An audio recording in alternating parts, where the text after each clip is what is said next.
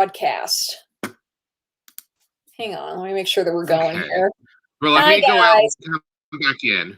Yeah, I think we're okay. I think that's just like an maybe not. Maybe. Okay, let me go out. Yep. I'm gonna go out. I think we're good. I think we're still going. Maybe not. Are we going? Are we still there? Comment if you could see us, please. I think we're okay. All right, hey guys, happy Tuesday. Welcome back to the book club for movies. I look like a schoolgirl. Don't know how it's the ruffles in the shoulders. It's the cut of the neckline combined with peasant blouse. Okay. It does. I'm gonna say it does look a little house. Stylistically speaking, it is a peasant blouse. I just got this. Well, I mean, but it looks more like a sister wife blouse. I'm not joking. Well, that's how you change it up. We're a little puffier than they looked in the image. I got this because I realized that a lot of my closet is either black or white t-shirts. So this was an attempt to get something that both wasn't black or white and also isn't a t-shirt. Right. We're going to have to diversify your wardrobe, Amy. We'll work on that when we can go shopping out like normal people again. But hello from Australia as well. I like this. Thanks for joining. But hey, guys, welcome to the Book Club for Movies. We will be talking about filmmaker Mira Nair today. Before that, we will be continuing our conversation about The Hustler, our movie choice from last night. Yesterday, we talked about Mr. Paul Newman. This was a Patreon pick from Mr. Walter Murray. I had never seen this film. It had been quite a while since Samir had seen this. Samir, what was it like revisiting this for you? I've forgotten just how despairing this story was. 'Cause it's kind of a story about addiction in a lot of ways. And it's somebody who has being addicted to your talents, being addicted to actual alcohol, being addicted to the thrill of not just competition, but of like beating down opponents with your skill. Like there's a lot of things going on in this story. It was definitely very dark and sad.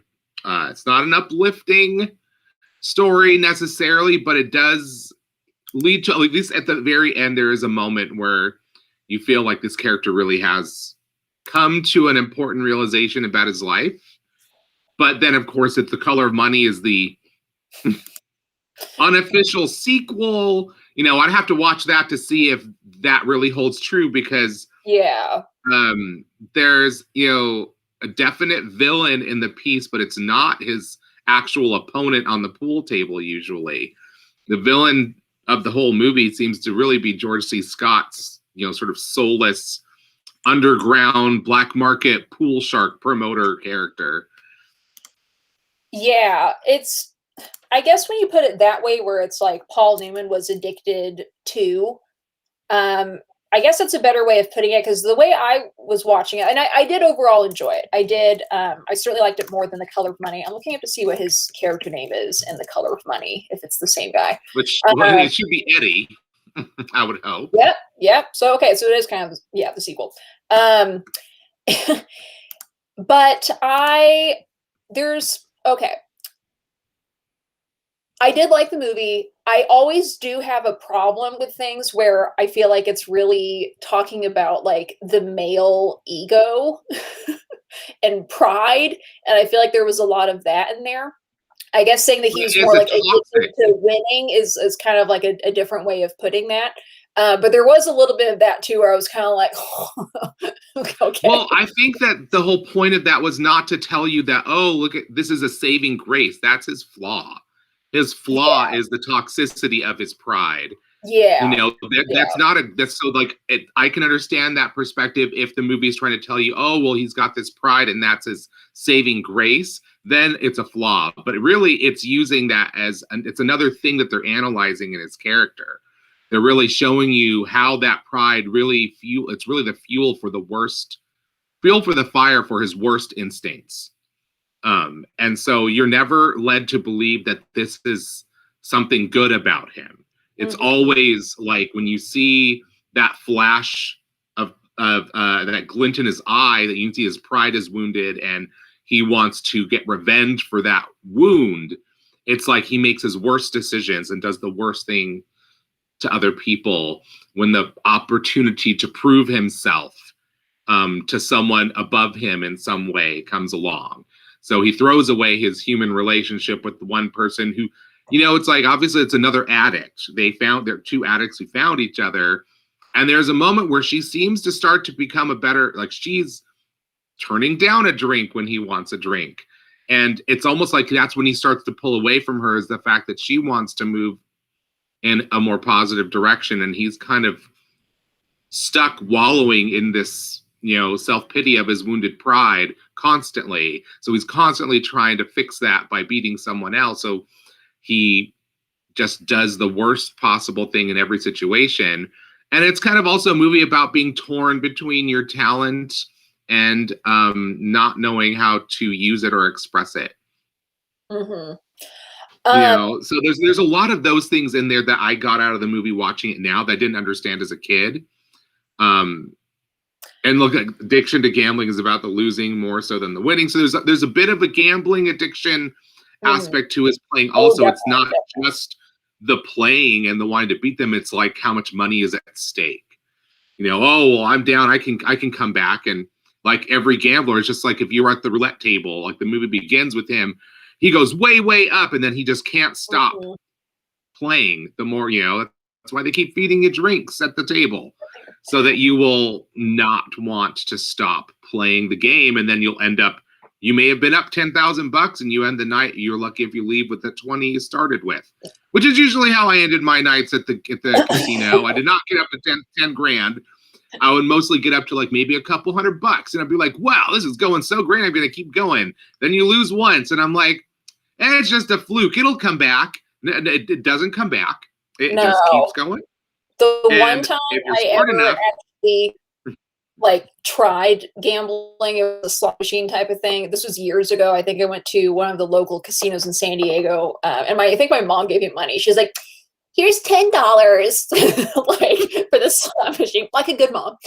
And I think I ended up winning like $50 or something, and I cashed out. That was it. I was out. And then the next day I put that money towards a new purse. So I was okay with that. But I was like, I'm out, I'm up, I'm out. That's it. I didn't know until watching this movie that there's a difference between pool and billiards. I honestly had no idea. I am not a pool person. Like, I will play, like, some of my relatives have a pool table. When I'm over there, like, I will practice. It's kind of fun playing when people aren't competitive. I don't do competitive sports or games or anything like that. It's just not my thing. And I feel like other opportunities I've had to play pool, I'm in a dive bar, and I don't like dive bars. I go to like classy things where I will pay like $15 for one drink. And they usually don't have. And then you'll nurse that drink for like 2 hours. I will get my money's worth. But I honestly had no idea. And then I looked it up. So now I do know the difference. But when he's like, oh, I thought we were playing pool. I was like, yeah, of course. He's like, no, we're playing billiards. But then you saw the table and there's no pockets. Yeah. Like, what is this magic? Learn something new that I really, again, it's kind of like me watching the Queen's Gambit. Like, I have absolutely no interest in chess, which says a lot to how good that show was for me to actually really enjoy it and watch it for things besides the chess playing. Same with this movie. It's like, I mean, there were some impressive shots that they got as far as like. Yes, there's a lot of really great trick shots in the movie Yeah, that we see. and that was cool. That really was cool. We see them obviously from the hand down. We don't see the hand connected to the body making the trick shot whenever it's like super tricky. But there's a couple that Paul Newman does do in the movie. So I knew that he actually learned to do a little bit more than the basic, shoot and strike for like, a very simple pocket. And then there's exactly, I was going to say, then there's also snooker. Yeah. Like snooker, which is the one that has the little like on the table. Yeah, I hadn't even heard of that until I was looking up the difference between pool and billiards. I was like, what the hell is snooker? Well, obviously, yes. But I did used to play pool. We used to have a pool table in my house. So, I was also aware of the way I was actually thinking of chess when I was watching this movie, because also the way you play this game is very much like a chess game. You're not just trying to get one ball in and then every next shot is a hope and a prayer. You're strategically placing your cue ball after every strike. So you're not just trying to get that one ball in, you're trying to set yourself up for another shot so the next shot will be doable. And also you're trying to think even further ahead to keep, the 8 ball away from here, trying not to do certain things that will complicate your ability to win much further down the line. So there is a chess game type element to playing pool and billiards. Billiards, it seems, is a little bit more specifically like playing angles than specifically strategy to clear a table. So when you're playing pool, you think you're good. That's how sharks who think they're so great. That's why they suck a lot of times. Like if you don't really know how to play chess, you're not going to be good at pool. So there has to be some element in which your brain understands not just the angles and how to maneuver the pool cue and all that stuff. There's a lot of elements in play. So there's a little bit of that energy in this movie too. So you're seeing these kind of like savants, like these people who have a preternatural gift for this sport. There are many things I'm good at. This is not one that, unless I like ever got cast in a movie or, it's like, you need to be good at pool. I will practice pool every damn day. But in the meantime, I just, going back to the actual movie though, really phenomenal acting performances by all the main actors. Again, like these main 4, they were all nominated for Oscars with Paul Newman, Piper Laurie, George C. Scott, and Jackie Gleason. Jackie Gleason had a smaller role than I was expecting, just given that he was on some of the other posters. I thought George C. Scott was really good. I really know him from Dr. Strangelove, and he's just like absolutely hysterical in that. And he has some other, really famous roles as well. But this, there was something about him in this. I don't know if he just looked a little bit younger, but I was like, who is George C. Scott with your like Don Draper? So I'm telling you, going on. You need to watch him in Anatomy of a Murder. He always seems to play these kind of slimy type of characters. And, like his other famous roles before Dr. Strangelove are this, where he plays just a really soulless piece of shit, And then there's his prosecuting like U.S. attorney character in Anatomy of a Murder, similarly unlikable, even though he's technically, you would normally think the prosecutor is the one you'd root for. But, sometimes those legal dramas, that's an Otto Preminger one. That is a brilliant movie that we'll have to talk about in the future at some point. Yes, it was funny to hear you say that about George C. Scott. But, also, Jackie Gleason is like a huge Broadway and television star as well. So he brings all of that with him to this movie. So I don't think he needed to be on screen more than 5 minutes to earn an Oscar nomination.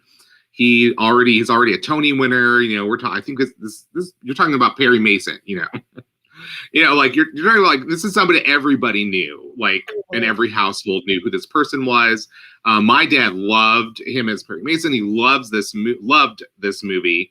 I think this movie may have actually had something to, or his love for this movie may have had something to do with the fact that we chose a house that had a pool table in it when we moved to a bigger house, when we just outgrew the really, really tiny one we used to live in. I love Walter's line. He's got the George C. Scott, like, you owe me money.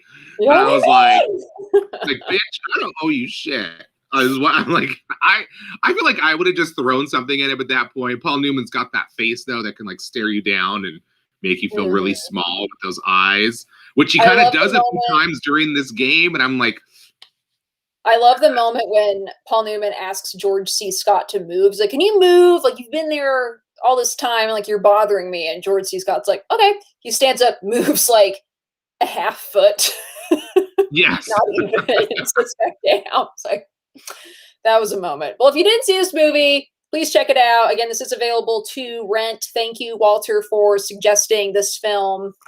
And maybe I'll revisit The Color of Money. Maybe I'll have a better appreciation for it now. Who knows? It's been a long Well, time because since it. Yeah, I don't know Tom if it'll Cruise top is this, like but the Paul Newman. I guess that was the whole concept. Is like Tom Cruise was this young hot star with these crystal he's blue the new eyes, Eddie. Yeah, and now and so okay, well here's an opportunity to show the character who really was the young hotshot who thought he knew everything. Now he's had his comeuppance, he's had his growth, and now he's gonna be the epicure for this young person who's basically him back in 1960 in this movie. So it's like I get why Martin Scorsese would be intrigued by it. There's a lot of interesting artistic elements with trying to do a project like that, but it had Tom Cruise in it, which for me is like always a deal breaker when it comes to a movie. Like I just can't with Tom Cruise. Sorry, well, Scientology. I do like Tom Cruise, but I don't know. I would like to see it again. I really would. Give it another shot. But let's switch gears. Yes, Walter. Let's Matt talk Dillon, good about choice. today's topic. The lovely Mira Nair. Mira Nair is Oh, here. Yeah, I thought it was a cute photo of her. First off, she has the same birthday as my mom, which I thought was cute. That's oh, cute. Also the same. She shares the her birthday is Lydia's adoption date, which is also my mom's birthday. well, I'm sure Mira Nair would be really touched by that. I agree. I agree. But Mira Nair was born. That date is October 15th, 1957. She is an Indian American filmmaker. She was born in I'm not going to get any of these names right. Rourkela? Okay, let me Orissa? just. You should look this up. Orissa is, I believe, where she's from.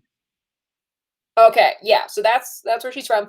At some point, she actually was interested in acting, but decided that that wasn't really what she wanted to do.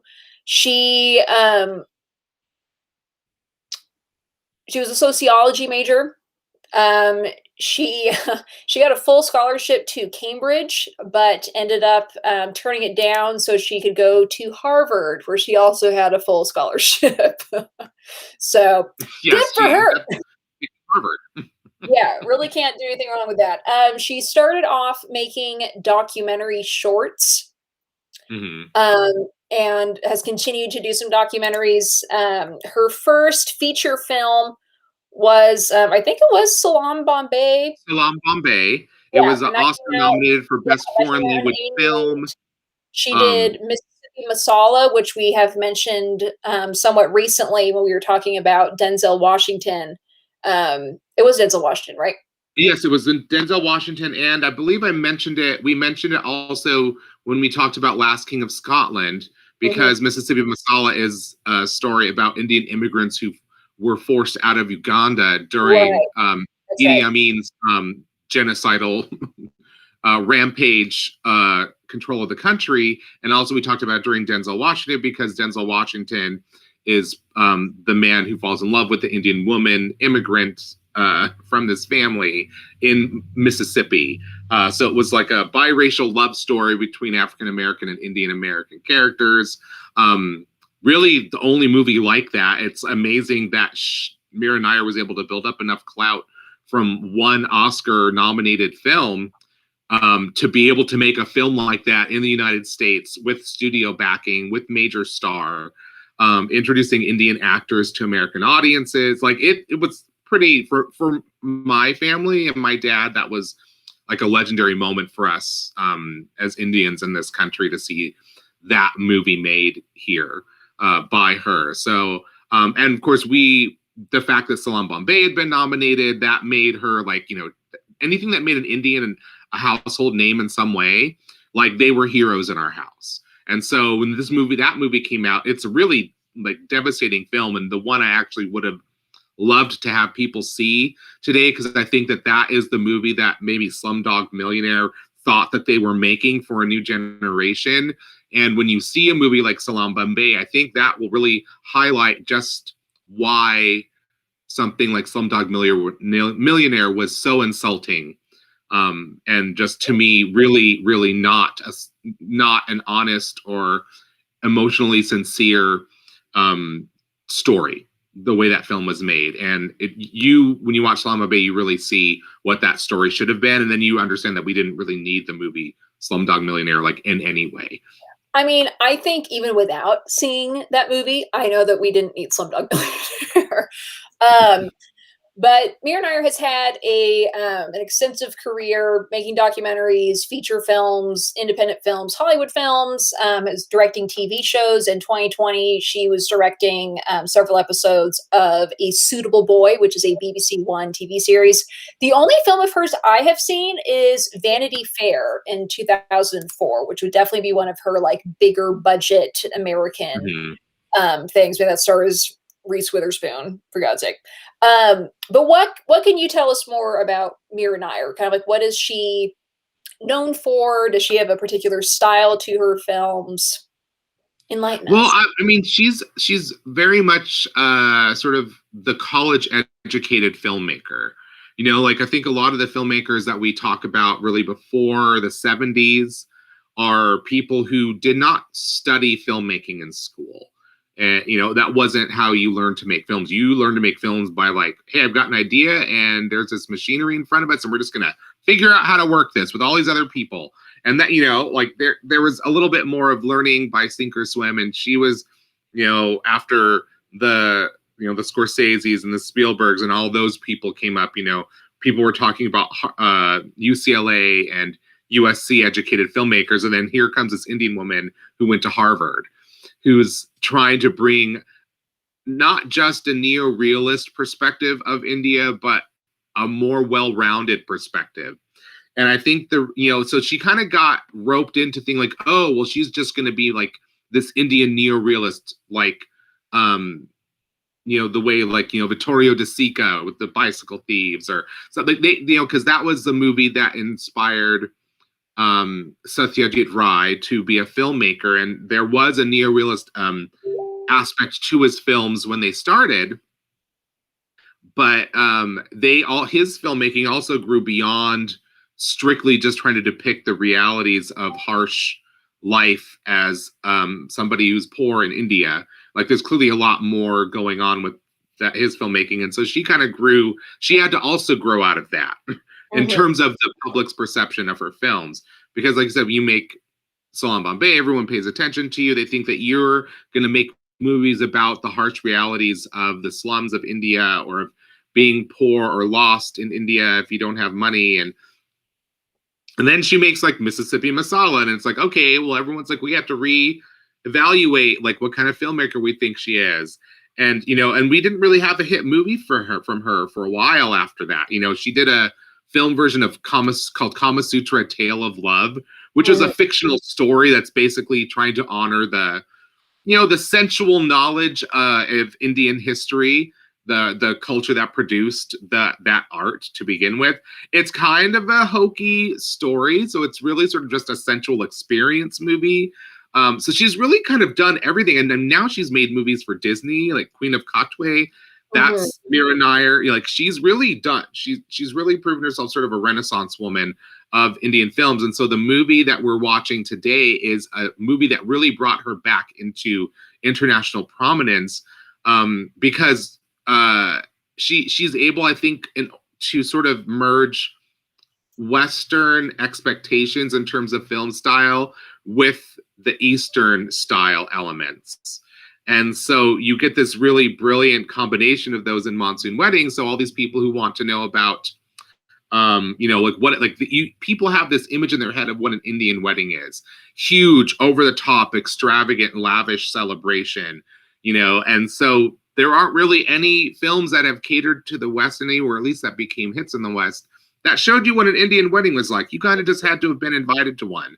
And so she just found a way to create a story that has Western appeal. It feels modern and updated, while at the same time being true to the Indian elements of the story that, that are, special to her, that come from her heart in a way. But she also knows how to please a crowd with her. She knows how to speak to an audience through her movies. And this movie was like the perfect reintroduction of Mira Nair to Western audiences.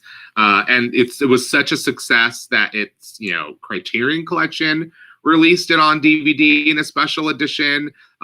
This was a very popular movie all over the world. And when you watch the movie, you'll understand why. It kind of hits all the things you want out of a movie really, really well. So this came out in 2001. It was the winner of the Golden Lion Award at the Venice Film Festival. It was also nominated for Best Foreign Language Film at the Golden Globes. Plot is a stressed father, a bride-to-be with a secret, a smitten event planner, and relatives from around the world create much ado about the preparations for an arranged marriage in India. And the words arranged marriage are like words that are like very triggering for Western people. Any story about like you're betrothed, like the concept is horrifying to so many people. Yeah, you planned your marriage when you were 5 years old. Yeah, and there are people in my family who, like some of my uncles, whose marriages were arranged. And I remember one of my aunts saying like, "Oh, I remember my wedding day. I cried and cried." Like, and she says it so matter-of-factly because it's just a part of the past. She learned to grow with this person and learned to love this person. They made a family. They made a whole life for themselves. So obviously it worked out for them. But this movie, I think also, Mira Nair is she's not just saying like, "Oh yeah, everyone, you just don't understand how great arranged marriages are." It's like she's just pointing out the flaws in human behavior a lot of the time. And she's not giving you an advertisement for arranged marriages. I don't want to say too much because I don't want to spoil the plot, because she's found this way to make like almost like a westernized Bollywood movie that doesn't feel like it's cheapened or watered down anything. It feels like something that's wholly her own creation, a product of somebody who has learned from the arts in the East and the West. But she's also like, she's a legit intellectual. So she is like one of the best people to talk to about film in this world. She's one of the most educated on world cinemas and US cinema. Like, she really, really knows her stuff, and she's an amazing person to talk to. There's some great interviews with her on the Criterion app about different films here and there. Anytime you find a clip of her talking about movies, just watch it. Like, it will be almost hypnotic, but a very edifying experience. Like, she's just wonderful to listen to. And I also I've loved a lot of these movies. I did not see Vanity Fair. I heard kind of because it seems like the kind of movie that a studio is like, you have to do this. And she's like, well, it's been do I really? I've seen it. I remember thinking it was like decent. Yeah, it's also seems like a weird movie for what's her name to play. Reese Witherspoon. Reese Witherspoon in a Thackeray novel adaptation. It just didn't add up to me. She seems like someone that I feel like, okay, you're going to make this movie with Reese Witherspoon as the lead. And Mira Nair probably, responded with a smile, but inside was like, oh, you've ruined my movie. Right. Thank you very much. Well, speaking of the Criterion app, that is where this movie is available. As well as some other, again, every time there's a movie featured on that app, there's a lot of other things you can watch. There's a full-length commentary with this, as well as some other things. I'm really curious to see what Walter's talking about with this, because that's triggering for Samir. I was gonna say, I think it's that Eat, Pray, Love movie. That's mostly, I haven't seen that, but I was like, I don't even know. Is that? I thought that was a Italy thing, or does she go to India? She goes to multiple places. Okay. So it's like for eating, she's Italy. For praying, I think it's either India or Indonesia, and then for love, I think praying is Indonesia and love is India. Yeah. She definitely goes to India. Okay, cool. Yeah, there's a picture of I'm always curious to see how Western filmmakers depict India. You know, that they're highly variable. There's a lot of brown face in acting in some British films from the 30s and 40s. Instead of just, you know, like there's some movie. Oh God, wait. Which movie? What? Describe. Wait, I think I'm gonna get this right. The Best Exotic Marigold Hotel. Isn't that like an Indian thing? Yeah, I believe so. I never watched it. There's actually 2 parts. It is, yeah. There are 2 parts to it. Yeah, that was another one that I haven't seen it, but that made me think it was like, oh, old British people in India. I haven't watched that either, but you know, there's a long history of British people being in India, so it actually has. But no, it is interesting to see how a Westerner sees the color and the spectacle and the fashion and the architecture and art of India as opposed to how an Indian person sees them. Whereas, you know, when you see like a white filmmaker or a non-Indian or non-Eastern filmmaker looking at these things, you can feel the sort of exoticized wonderment in the way they visualized everything. Everything is kind of like, oh my gosh, like this is amazing and this is amazing. There's almost a touristy element to the way like they're showing the land, because they you can tell they're not a part of the land the way they're filming it. And so you have a filmmaker who actually from India filming it. They understand those things as a part of the land. It's not like each of these is some individual thing that you can feature and show how beautiful it is. It's like, no, the land encompasses all of these things. And you can tell when a filmmaker understands that about their environment they're filming in and when they don't. And some filmmakers do have just an intrinsic understanding of how to work and how to visualize another place that they're not familiar with. I really think people don't agree with me, but I actually think Wes Anderson did a really great job when he made the Darjeeling Limited, because he was sort of acknowledging the ways in which Westerners look at India that way. And so his very neat, boxy framing of things, the very geometrical, precise, lateral panning, all of those things are ways in which I think he's trying to contextualize how white people and Western people see that country. And he's pointing out how those people don't fit into that picture and they're trying to force themselves into it. And this is a movie where it's like, okay, you know, this person understands the culture, she understands the land, she understands the people because she's a part of it and it's part of her. And so this kind of movie is much more enjoyable to me than seeing some American filmmaker try to put an Indian wedding into their movie. Because you know that they don't understand what any of these things mean in it. It's just color and spectacle to them. So that's why I like seeing movies like this be popular. Like, okay, people are, it shows that, hey, a more authentic, sincere vision of these stories can catch on with audiences. And it doesn't have to just be sold as a Bollywood movie. It has elements of that, but you can tell that this is an Indian filmmaker who does not make Bollywood movies, but understands like the beats of those movies. It's really fun. Like, you don't think about any of those things. You were just carried along by the story and the characters of the film throughout. It's a really well-written script. There's a lot of surprising things in it. Of course, the people in it are beautiful, and some of them are really funny. So have you seen this? You've never seen this before, have you, Amy? Nope, I have heard of it. Oh, good. I think you're going to like it. Well, really looking forward to watching it. Again, this is available on the Criterion app. If you don't have it, we have quite a few movies this month that are on that app, including tomorrow's film. So that's something you might want to consider, getting it for the month, trying out a free trial, you know, do a month to month with it, see how it goes. But yeah.